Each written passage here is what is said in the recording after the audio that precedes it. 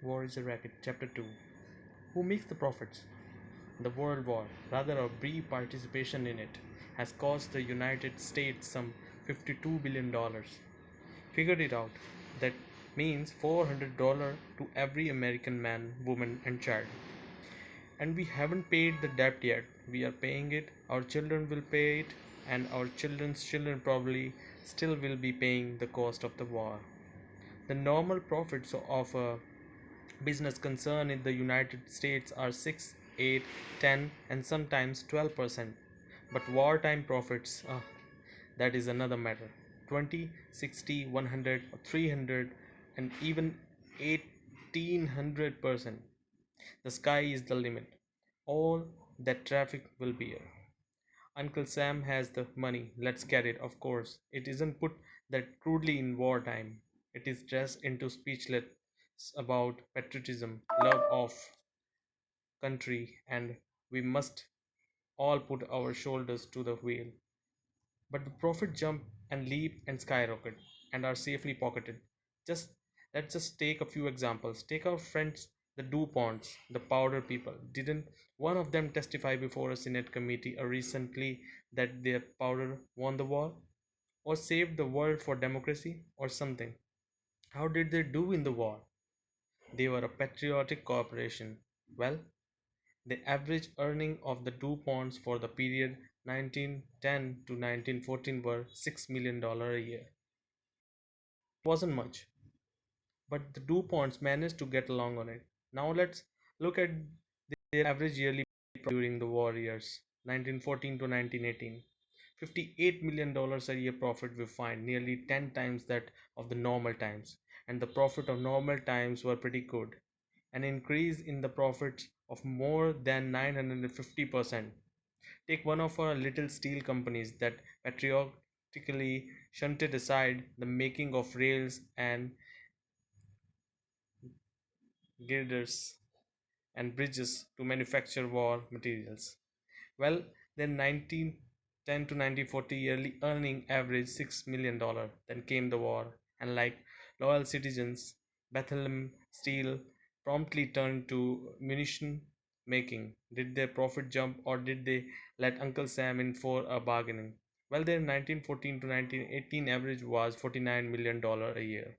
Or let's take United States Steel. The normal earning during the 5 year period prior to the war were $105 million a year. Not bad.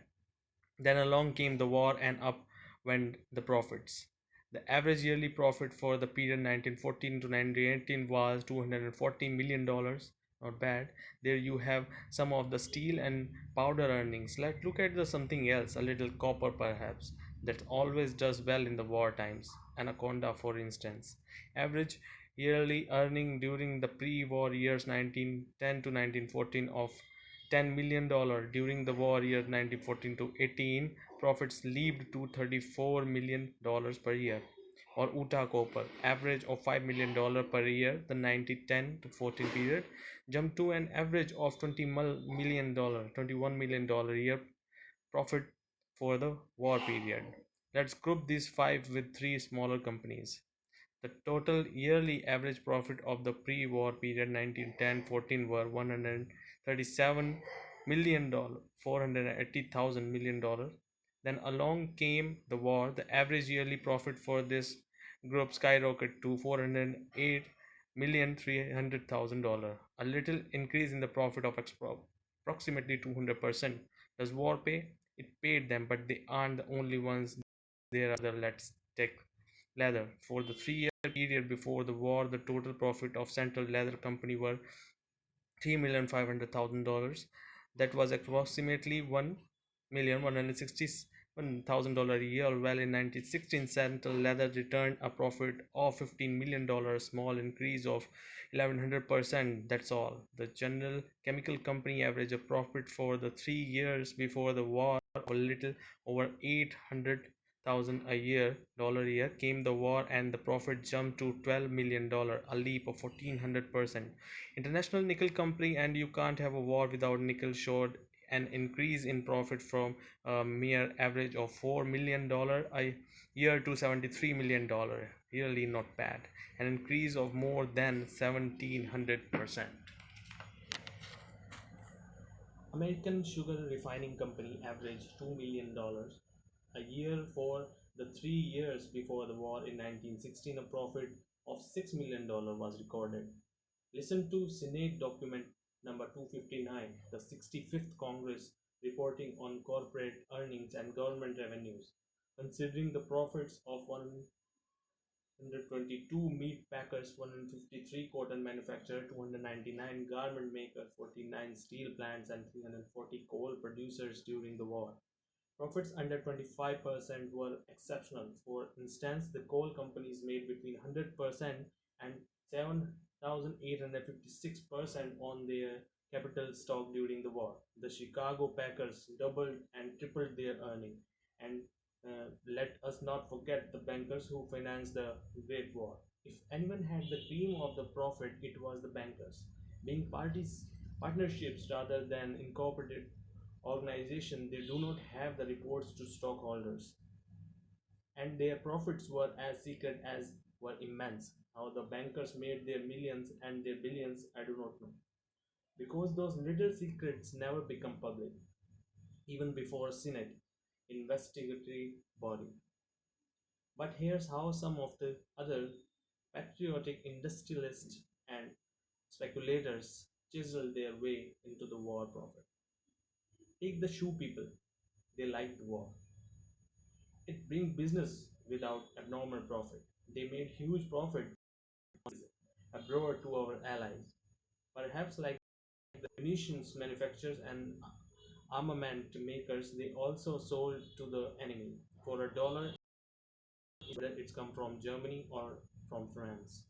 But they did well by Uncle Sam too. For instance, they sold Uncle Sam 35 million pairs of hobnailed service shoes. There were 4 million soldiers, 8 pairs and more to a soldier. My regiment during the war had only one pair to a soldier. Some of these shoes probably are still in existence. They were good shoes. But when the war was over, Uncle Sam has a matter of 25 million pairs left over, bought and paid for. Profits recorded and pocketed.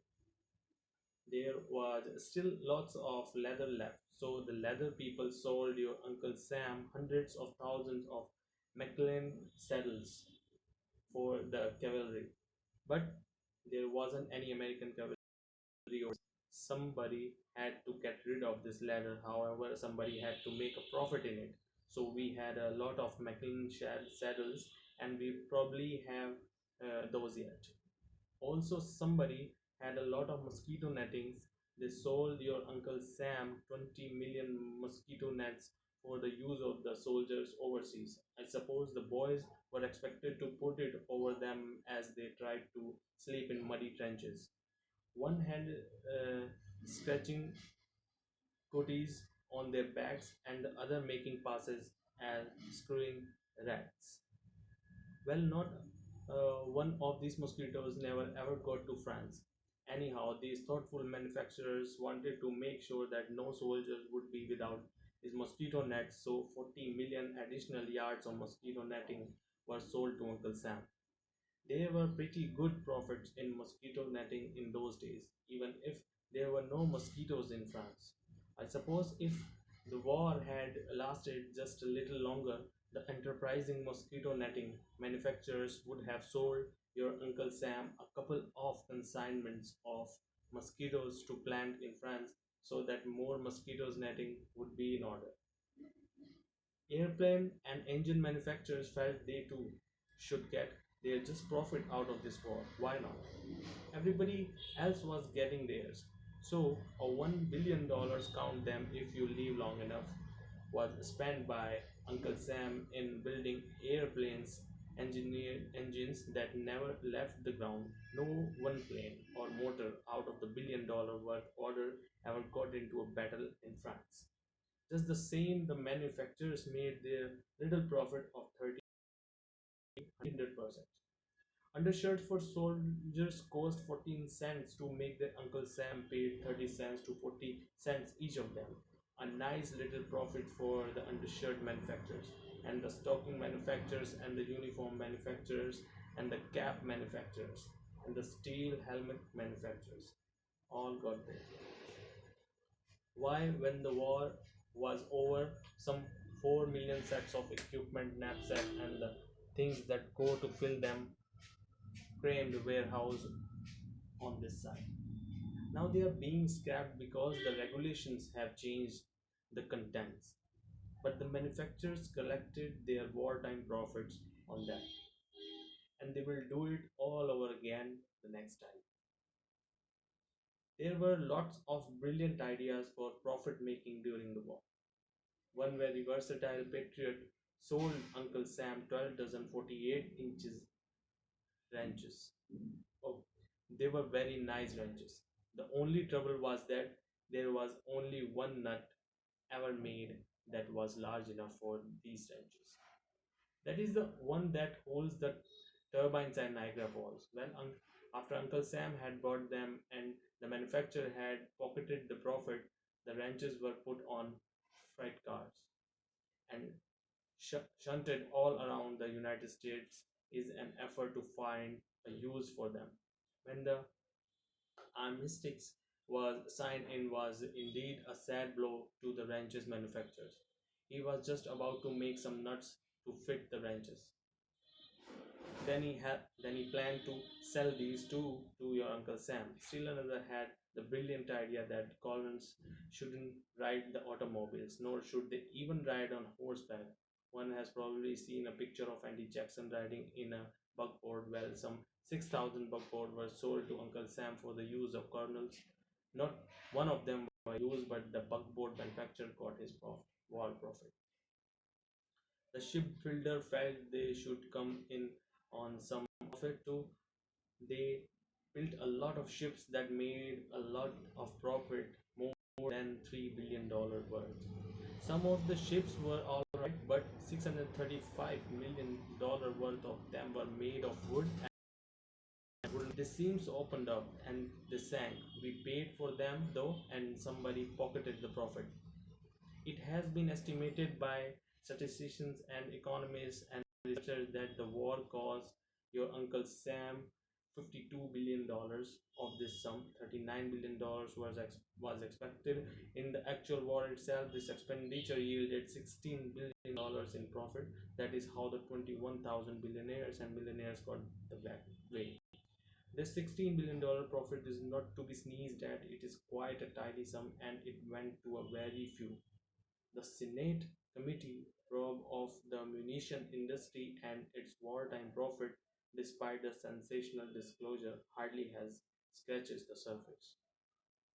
Even so, it has had some effect. The State Department had been studying for some time method of keeping out of war. The War Department suddenly decided it has a wonderful plan to spring the administration names a committee with the War and Navy departments ably represented under the chairmanship of a Wall Street speculator to limit profits in the wartime. To what extent isn't suggested.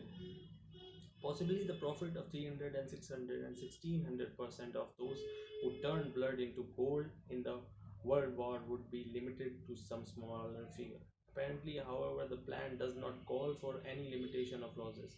That is, the loss of the those who fight the war. As far as I have been able to ascertain, there is nothing in the scheme to limit a soldier to the loss of but one eye or one arm, or limit his wound to one or two or three, or to limit the loss of life. There is nothing in the scheme apparently that says not more than 12% of regiment shall be wounded in the battle, or that not more than 7% in a division shall be killed. Of course, the committee cannot be bothered with such trifling matters.